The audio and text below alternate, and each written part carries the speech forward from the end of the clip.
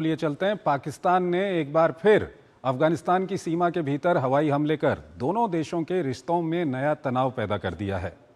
काबुल का आरोप है कि इन हमलों में दर्जनों निर्दोष नागरिक, जिनमें महिलाएं और बच्चे भी शामिल हैं, मारे गए हैं, जबकि इस्लामाबाद इसे आतंकवाद के खिलाफ कार्रवाई बता रहा है। सीमा पार सैन्य कार्रवाई, संप्रभुता पर सवाल और बढ़ते अविश्वास के बीच क्षेत्रीय सुरक्षा को लेकर नई चिंताएं खड़ी हो गई हैं।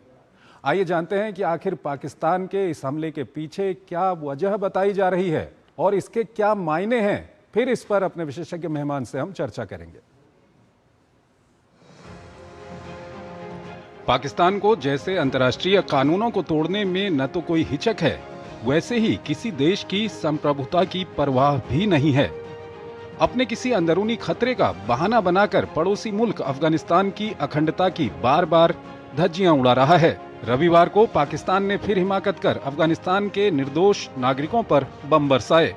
पूर्वी अफगानिस्तान के पक्तिका और कुनार प्रांतों में हुए इन हमलों में 38 निर्दोष आम नागरिकों की दर्दनाक मौत हो गई, जबकि 163 से ज्यादा लोग गंभीर रूप से घायल हो गए। अफगानिस्तान की तालिबान सरकार ने इन हमलों पर तीखी प्रतिक्रिया दी है। काबुल ने इसे सीधे तौर पर कायरतापूर्ण हमला बताते हुए पाकिस्तान पर संप्रभुता के उल्लंघन का गंभीर आरोप लगाया है।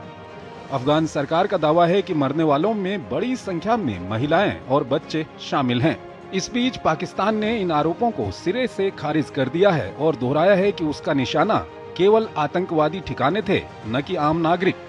पाकिस्तान की ओर से इन हमलों को आतंकवाद के खिलाफ सैन्य कार्रवाई बताया गया है। सूचना मंत्री अताउल्ला तरार के अनुसार इस ऑपरेशन में 25 उग्रवादियों को मार गिराने और कई ठिकानों को नष्ट करने का दावा किया गया है।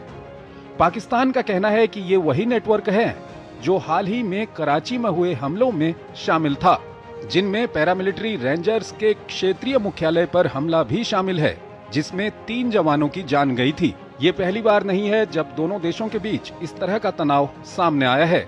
ये पूरा विवाद उस पुराने और गहरे तनाव का हिस्सा है जो 2021 में तालिबान के सत्ता में आने के बाद लगातार बढ़ता जा रहा है। पाकिस्तान का आरोप है कि टीटीपी जैसे आतंकी संगठन अफगानिस्तान की जमीन से उसके खिलाफ हमले कर रहे हैं, जबकि अफगानिस्तान इन आरोपों को नकारता रहा है। सीमा पर गोलीबारी, हवाई हमले और जवाबी दावे अब एक खतरनाक पैटर्न बन चुके हैं और ऐसे समय में जब दोनों देशों के बीच पहले से ही भरोसा खत्म हो चुका है, ऐसे हमले हालात को और गंभीर बना रहे हैं। सबसे बड़ा सवाल यही है कि क्या ये कार्रवाई आतंक के खिलाफ युद्ध है या फिर सीमा पार तबाही का नया अध्याय।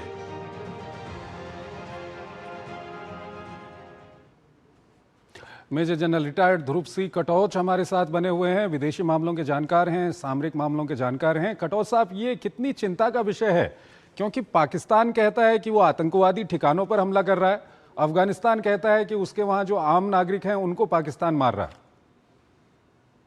देखिए, ये मैं समझता हूँ ये एक बहुत गंभीर विषय बनने वाली है और अफगानिस्तान और पाकिस्तान के बीच में टेंशन, खास करके बॉर्डर के ऊपर, ये और बढ़ते जाएंगे। अभी बात इस पे है कि हो सकता है कि पाकिस्तान जो कह रहा है वो अपनी तरफ से ठीक कह रहा है कि वो उन्होंने जो टेररिस्ट ठिकाने हैं जो वो समझते हैं उनके ऊपर हमला किया, लेकिन मुझे लगता है उनके पास इस प्रकार का इंटेलिजेंस नहीं है। और जिस प्रकार से वो दावा करते हैं कि हमने इतने लोग मारे, मेरी अपनी एनालिसिस है, अफगानिस्तान में जो टेररिस्ट ग्रुप्स अगर होंगे भी, वो इस बड़े टोली के साथ इस प्रकार से नहीं रहते हैं, और वो अलग अलग छोटे छोटे ग्रुप में रहते हैं और फैले हुए रहते हैं, और शहरी इलाके में वैसे भी नहीं होते हैं या गांव में नहीं होते हैं। ये जो हमला हुआ है ये उनके जो जहां लोग बसते हैं गांव में, वहां पर हुआ है, और शरेआम बच्चे, औरतें और बूढ़े लोग वहां पर शामिल थे और उनको मारा गया। तो ये एक तरफ से मैं समझता हूं एक direct violation of human rights है, और दुख की बात यह है कि दुनिया में कोई भी इसकी एक भी आवाज नहीं उठाएगा। बेशक यहाँ पर 30-40 लोग मरे हैं, अभी गिनती तो कहना मुश्किल है, कोई कंफर्म फिगर्स नहीं है। अफगानिस्तान की तरफ से अपना है और पाकिस्तान की तरफ से अपने टोटल्स आ रहे हैं, लेकिन काफी लोग मरे हैं। ये हो सकता है 30, 40, 50, 60 लोग मरे हैं, और जख्मी 100 से ऊपर जख्मी हैं ये। इस प्रकार की हत्या करना मैं समझता हूं ये बिल्कुल गलत है। और हवाई जहाज इस्तेमाल करना वो तो वैसे भी उस प्रकार की एक्यूरेसी नहीं होती है। अगर फर्ज करो कोई ग्राउंड ऑपरेशन होता है और किसी लोगों को घेर लिया होता है और क्रॉस फायरिंग होती है, हम बात भी मान सकते हैं। ये जो कार्रवाई हुई है पाकिस्तान की, ये बिल्कुल गलत है। कटौत और साहब, जब भी पाकिस्तान में इस तरह की घटना होती है या पाकिस्तान इस तरह की घटनाओं में इन्वॉल्व रहता है तो पाकिस्तान तीसरे देश की ओर उंगली उठाता है और वो देश होता है भारत। क्या अच्छा नहीं रहता कि पाकिस्तान अपने अंदर की जो समस्याएं हैं, ये बलूचों की समस्या, पख्तूनों की समस्या, जिस कारण से ये सब पाकिस्तान को वहां पर झेलना पड़ रहा है, इसका कोई सॉल्यूशन निकालता? अगर पाकिस्तान ये करता तो पाकिस्तान एक बहुत तरक्की वाला देश होता ये। लेकिन पिछले 60-70 सालों से जो उसने अपनी पॉलिसी, जो नियम जो आगे आगे रखी है, वो एक मैं समझता हूँ बड़ी डिस्ट्रक्टिव पॉलिसी है, जिससे सबसे ज्यादा नुकसान उनके खुद के लोगों को हुआ है। ठीक है। अगर वो चाहता कि भारत के साथ दोस्ती कर सकता था और तरक्की के रास्ते पे जा सकता था, लेकिन उसके इरादे कुछ और हैं। इसीलिए ये जो टेररिस्ट उन्होंने खुद पाले हैं, एक तो भारत के विरुद्ध काम करते हैं, लश्कर तैयबा वगैरह वो उन्होंने पाले हैं। लेकिन तहरीक तालिबान जो ग्रुप है वो चाहता है एक इस्लामिक स्टेट बने पाकिस्तान। और लड़ाई उन दोनों के बीच में इसलिए है, तो भारत इसके बीच में बिल्कुल नहीं आ सकता है। ये उनकी अपनी लड़ाई है। बेशक वो जो भी बोलना चाहते हैं उनको भी सच मालूम है, विश्व को भी सच मालूम है।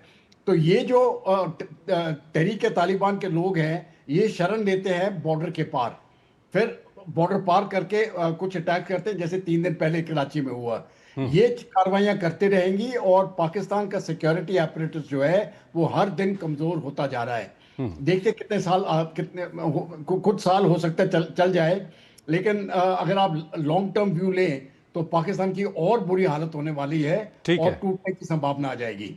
ठीक है, बहुत बहुत शुक्रिया सर आपका। आप हमारे इस कार्यक्रम में जुड़े और दोनों ही महत्वपूर्ण विषयों पर आपने अपना महत्वपूर्ण विश्लेषण हमारे दर्शकों के सामने रखा।